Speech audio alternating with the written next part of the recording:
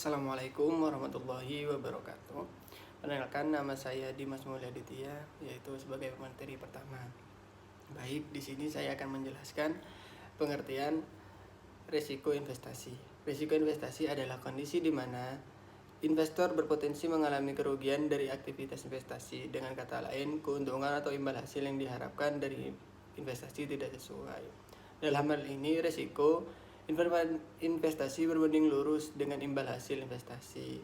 Jika keuntungan investasi tinggi, maka risikonya juga tinggi. Begitupun sebaliknya. Jika risikonya rendah, maka hasilnya juga rendah. High risk, high return. Yang kedua, yang poin B, yaitu jenis-jenis risiko investasi. Nah, yang pertama ada risiko bisnis, yaitu derajat ketidakpastian dari suatu investasi dan kemampuan untuk membayar investor berupa bunga, dividen, sewa, dan hasil lainnya. Yang kedua yaitu risiko finansial, yaitu risiko berhubungan dengan kombinasi pembelanjaan hutang dan penyertaan modal untuk membelanjai suatu perusahaan. Makin besar proporsi hutangnya, makin besar risikonya. Yang ketiga yaitu risiko daya beli. Risiko daya beli di sini yaitu kemungkinan untuk perubahan tingkat harga, di mana investasi nilainya paralel dengan tingkat harga akan menguntungkan pada periode kenaikan.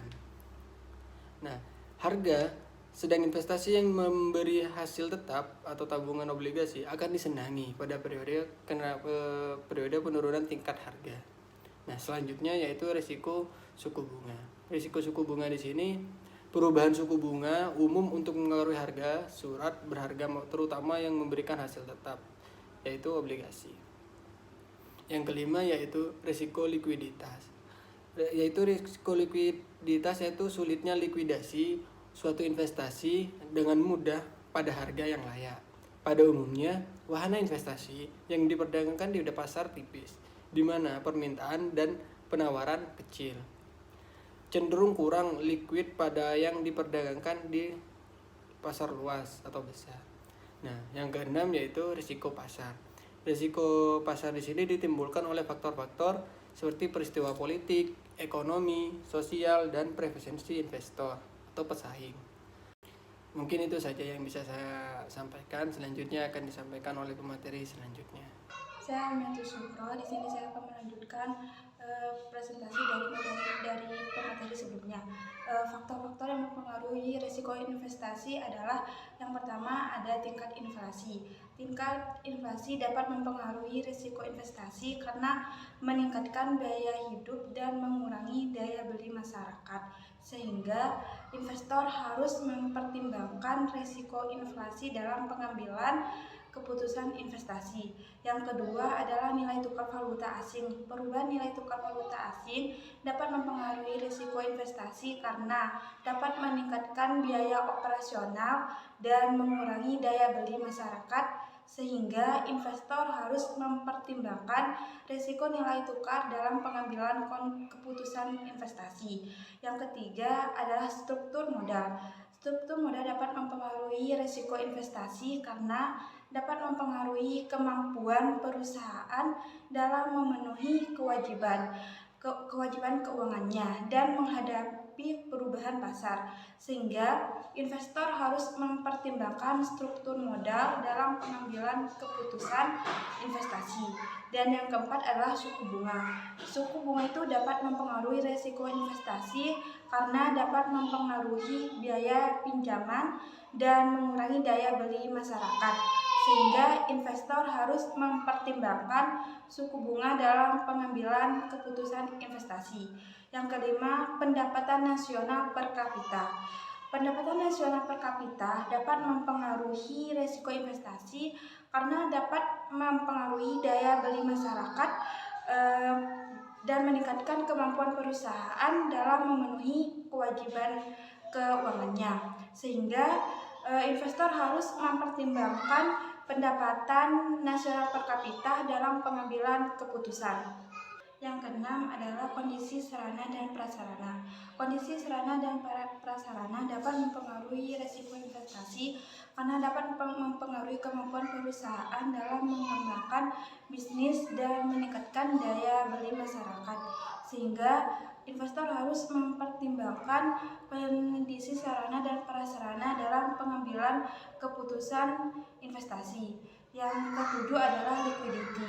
Liquidity dapat mempengaruhi risiko investasi karena dapat mempengaruhi kemampuan perusahaan dalam memenuhi kewajiban keuangannya dan menghadapi perubahan pasar, sehingga investor harus mempertimbangkan liquidity dalam pengambilan keputusan investasi. Yang kedelapan adalah kebijakan pemerintah. Kebijakan pemerintah dapat mempengaruhi risiko investasi karena dapat mempengaruhi biaya operasional pendapatan nasional dan kondisi pasar, sehingga investor harus mempertimbangkan kebijakan pemerintah dalam pengambilan keputusan investasi.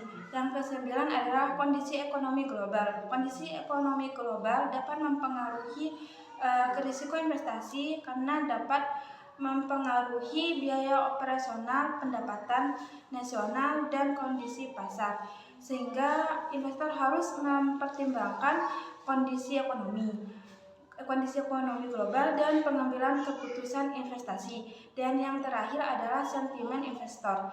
Sentimen investor ini dapat mempengaruhi risiko investasi karena dapat mempengaruhi keputusan investasi, sehingga investor harus mempertimbangkan sentimen investor dalam pengambilan keputusan investasi.